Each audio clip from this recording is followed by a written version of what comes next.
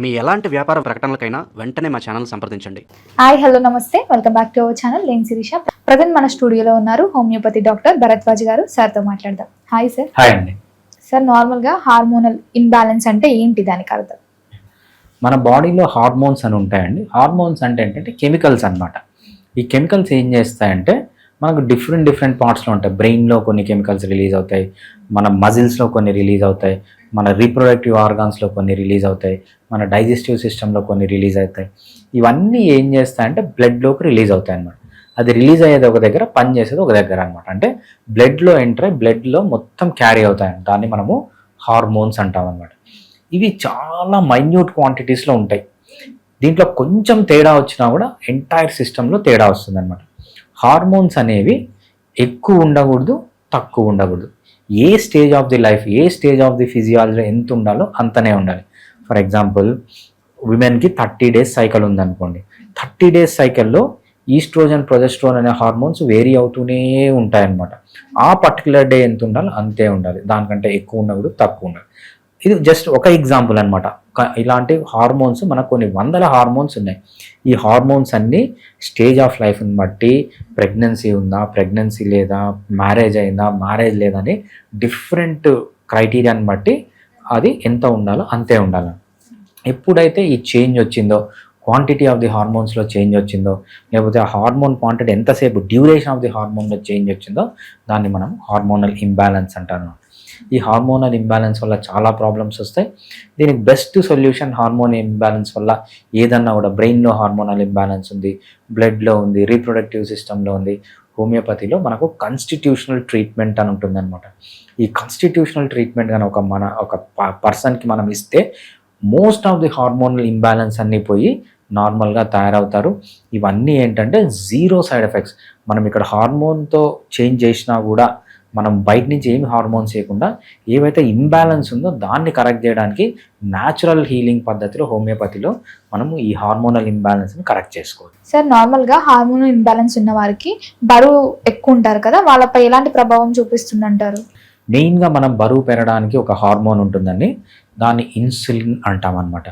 ఈ ఇన్సులిన్ అనే హార్మోన్ ఏం చేస్తుందంటే, మీరు ఎప్పుడైతే ఏదన్నా తింటారో, కార్బోహైడ్రేట్ తింటారో, తేనె కానీ, బెల్లం కానీ, చక్కెరతో చేసిన వస్తువులు, ఏంటి, కూల్ డ్రింక్స్, పిజ్జాసు, లేకపోతే పిండి పదార్థము, ప్రాసెస్డ్ ఫుడ్, ఎప్పుడైతే ఇవన్నీ తింటారో ఈ ఇన్సులిన్ అనే హార్మోను కావాల్సిన దానికంటే ఎక్కువ అయిపోతుంది అనమాట.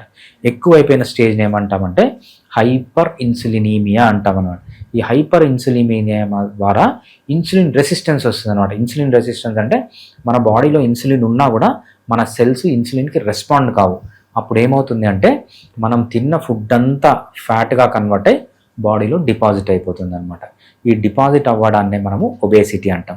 ఈ ఒబేసిటీ ఎలా ఉంటుంది, స్కిన్ కింద డిపాజిట్ అవుతుంది, లేదంటే అబ్డామిన్లో డిపాజిట్ అవుతుంది. హోమియోపతిలో చాలా మంచి మెడిసిన్స్ ఉన్నాయి. ఏదైతే మనం ఈ ఇన్సులిన్ రెసిస్టెన్స్ అంటామో, ఈ ఇన్సులిన్ రెసిస్టెన్స్ తగ్గడానికి చాలా మంచి మెడిసిన్స్ ఉన్నాయి. కొంచెం డైట్లో కన్నా చేంజెస్ చేసుకొని మీరు కన్నా ఇన్సులిన్ రెసిస్టెన్స్ తగ్గించుకుంటే ఎటువంటి వారైనా ఇన్సులిన్ని మళ్ళీ నార్మల్ స్టేజ్కి తెప్పించుకొని వెయిట్ అనేది తగ్గచ్చు అనమాట. ఈ వెయిట్ లాస్కే మన దగ్గర ఒక ప్రోగ్రామ్ ఉంది. దాన్ని మనం ఫిట్ ఇన్ 6 ప్రోగ్రామ్ అంటాం. 6 monthsలో మీకు కావాల్సిన వెయిట్ తెచ్చి, మీ హార్మోనల్ ఏవైతే ఇంబ్యాలెన్స్, ఇన్సులిన్ ఇంబ్యాలెన్స్ ఉందో ఇన్సులిన్ మళ్ళీ నార్మల్ చేసి, హైపర్ ఇన్సులినిమిక్ స్టేట్ నుంచి నార్మల్ ఇన్సులిన్కి తెచ్చి, ఇన్సులిన్ రెసిస్టెన్స్ తగ్గించి వెయిట్ లాస్ చేయడానికి ఈ ప్రోగ్రామ్ అనేది, ఈ ఫిట్ ఇన్ 6 ప్రోగ్రాము చాలా బాగా యూజ్ అవుతుంది. సార్, ఎక్కువ చూస్తుంటాం మహిళల్లో మాత్రం ఎక్కువగా హార్మోన్ చేంజెస్ అనేవి జరుగుతూ ఉంటాయి. దీన్ని ఎలా గుర్తించవచ్చు అంటారు మనం? రైట్, మీరు చెప్పింది కరెక్ట్ అండి. మగవాళ్ళతో పోలిస్తే ఆడవాళ్ళలో హార్మోనల్ ఇంబ్యాలెన్స్ అనేది ఎక్కువగా ఉంటుంది. ఎందుకు హార్మోనల్ ఇంబ్యాలెన్స్ ఎక్కువగా ఉంటుంది అంటే, మగవాళ్ళ లైఫ్లో పెద్ద చేంజెస్ అనేవి ఉండవు. చిన్నప్పుడు కొన్ని రకాల హార్మోన్స్ ఉంటాయి, పెద్ద అయినాక కొన్ని రకాల హార్మోన్స్ ఉంటాయి, ముసలి వాళ్ళ తర్వాత ఆ హార్మోన్స్ తగ్గిపోతాయి. ఈ 3 స్టేజెసే ఉంటాయి. కానీ విమెన్లో అలా కాదు. విమెన్ మెచ్యూర్ అవుతుంది, అప్పుడు సడన్గా హార్మోనల్ చేంజెస్ వస్తాయి. విమెన్ మ్యారేజ్ చేసుకుంటుంది, సెక్షువల్గా యాక్టివ్గా అవుతుంది, అప్పుడు సడన్గా హార్మోనల్ చేంజెస్ వస్తాయి. విమెన్ ప్రెగ్నెంట్గా మారుతుంది, ఇమ్మీడియట్గా హార్మోనల్ చేంజెస్ వస్తాయి.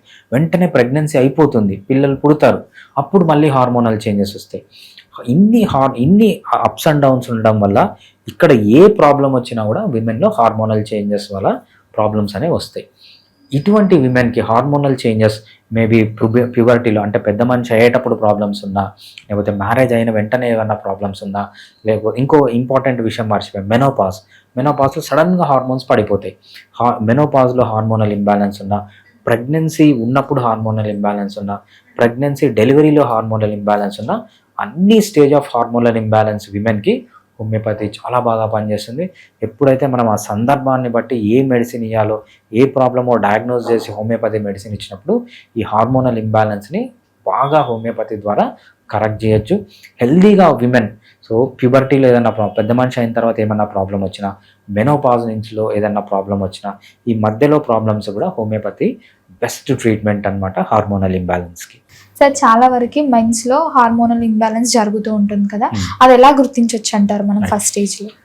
హార్మోనల్ ఇంబ్యాలెన్స్ అనేది మగవాళ్ళలో మామూలుగా ఎప్పుడు జరుగుతుందంటే హార్మోనల్ చేంజెస్ అంటాం అనమాట. అంటే మీసాలు గడ్డాలు ఎప్పుడైతే వస్తాయో వాళ్ళలో హై హార్మోనల్ చేంజెస్ జరుగుతుంటాయి అనమాట. సో సెక్షువల్ హార్మోన్స్ రిలీజ్ కావడం, టెస్టోస్టిరాన్ రిలీజ్ కావడం, ఆక్సిటోసిన్లో చేంజ్ రావడం, ఈస్ట్రోజన్ ప్రొజెస్ట్రాన్లో చేంజెస్ రావడం, ఇవి ఆ స్టేజ్లో చూస్తుంటాం. నెక్స్ట్ ఇంపార్టెంట్ స్టేజ్ ఎప్పుడు అంటే మనం 40 to 45 ఇయర్స్లో మెన్లో ఎక్కువ చేంజెస్ చూస్తాం అన్నమాట. ఎందుకంటే 25 ఇయర్స్కి మెన్లో టెస్టోస్టిరాన్ అనేది పీక్ అవుతుంది, హై స్టేజ్లో ఉంటుంది. 25 ఇయర్స్ నుంచి తగ్గుతూ వస్తుంది. 45 ఇయర్స్లో ఏంటంటే కంప్లీట్గా తగ్గిపోతుంది. ఈ స్టేజ్లో ఏమవుతుందంటే టెస్టోస్టిరాన్ అనే హార్మోను సడన్గా డైహైడ్రో టెస్టోస్టిరాన్గా కన్వర్ట్ అవుతుంది. అంటే విమెన్ ఏమవుతారు, మెనోపాజ్ వచ్చినప్పుడు సడన్గా వాళ్ళ రీప్రొడక్టివ్ సైకిల్ మొత్తం తగ్గిపోతుంది, నార్మల్ అయిపోతుంది.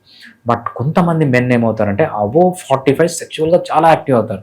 దానికి రీజన్ ఏంటి అంటే కొంతమంది మెన్ చూడండి 45 ఇయర్స్ వరకు నార్మల్గా ఉంటారు, 45 ఇయర్స్ తర్వాత లైఫ్లో ఎక్కడికో వెళ్తారు అనమాట. అంటే బాగా డబ్బులు సంపాదించడం, బాగా పవర్ఫుల్గా మారడం, సెక్షువల్గా బాగా యాక్టివ్గా కావడం కొంతమంది అవుతారు. అక్కడ కూడా హార్మోనల్ ఇంబ్యాలెన్స్ ఉంటాయి. అక్కడ ఏమవుతుందంటే మెన్లో ఈ టెస్టోస్టిరాన్ అనే హార్మోను సడన్గా డైహైడ్రో టెస్టోస్టిరాన్గా కన్వర్ట్ అవుతుంది. ఈ ప్రోస్టేట్ గ్లాండ్ అనేది చేస్తుంది అనమాట. విమెన్లో ఉన్నట్టే మెన్లో కూడా చాలా హార్మోనల్ చేంజెస్ ఉంటాయి. ఈ హార్మోనల్ ఇంబ్యాలెన్స్ వచ్చినప్పుడు మెన్లో కూడా homeopathy is the best treatment. Especially ఈ ప్రోస్ట్రేట్ ప్రాబ్లం వస్తుంది, ప్రోస్ట్రేట్ ఎన్లార్జ్మెంట్ అంటారు చేశారా, అది 45 ఇయర్స్ అప్పుడు వస్తుంది. అది హార్మోనల్ ఇంబ్యాలెన్స్ ద్వారా వస్తుంది. ఏ హార్మోనల్ ఇంబ్యాలెన్స్ ఉన్న ప్రోస్ట్రేట్ ప్రాబ్లం ఉన్న హోమియోపతిలో మెన్లో మనం చాలా ఎక్సలెంట్గా ట్రీట్మెంట్ చేయొచ్చు. సర్జరీ వరకు పోకుండా పర్మనెంట్ సొల్యూషన్, సైడ్ ఎఫెక్ట్ లేకుండా మనము హోమియోపతిలో ఈవెన్ మెన్ హార్మోనల్ ఇంబ్యాలెన్స్ని కూడా ట్రీట్ చేయొచ్చు.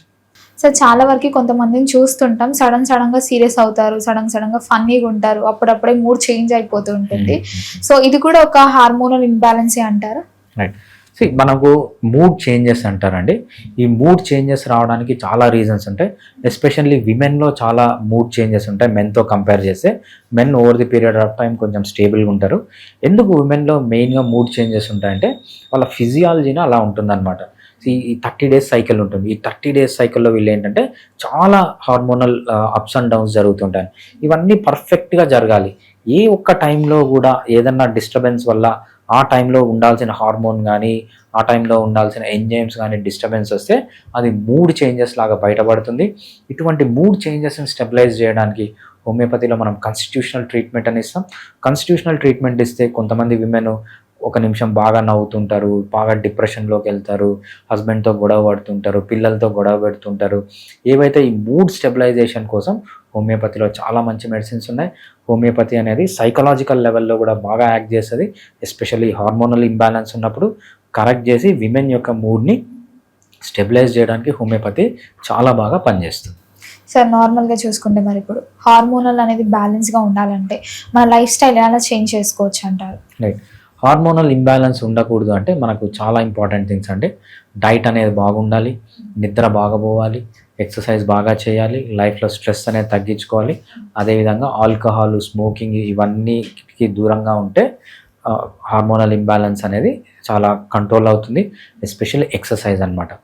మనకు 9 టైప్ ఆఫ్ ఎక్సర్సైజెస్ ఉన్నాయి. ఈ 9 టైప్ ఆఫ్ ఎక్సర్సైజెస్లో ఎప్పుడు విమెన్ అనేది మిక్స్ అండ్ మ్యాచ్ చేస్తూ ఉండాలి. ఇవన్నీ చేస్తే స్టెబిలైజేషన్ అనేది జరుగుతుంది.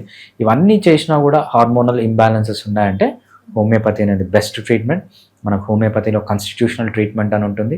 ఎప్పుడైతే విమెన్కి మనం కాన్స్టిట్యూషనల్ ట్రీట్మెంట్ ఇస్తామో, లేదో హార్మోనల్ ఇంబ్యాలెన్స్ ఉన్న మెన్కి కాన్స్టిట్యూషనల్ ట్రీట్మెంట్ ఇస్తామో, ఇవన్నీ బ్యాలెన్స్ అయ్యి న్యాచురల్ పద్ధతిలో సైడ్ ఎఫెక్ట్స్ లేకుండా ఈ ప్రాబ్లమ్స్ నుంచి వీళ్ళు బయటికి రాగలుగుతారు.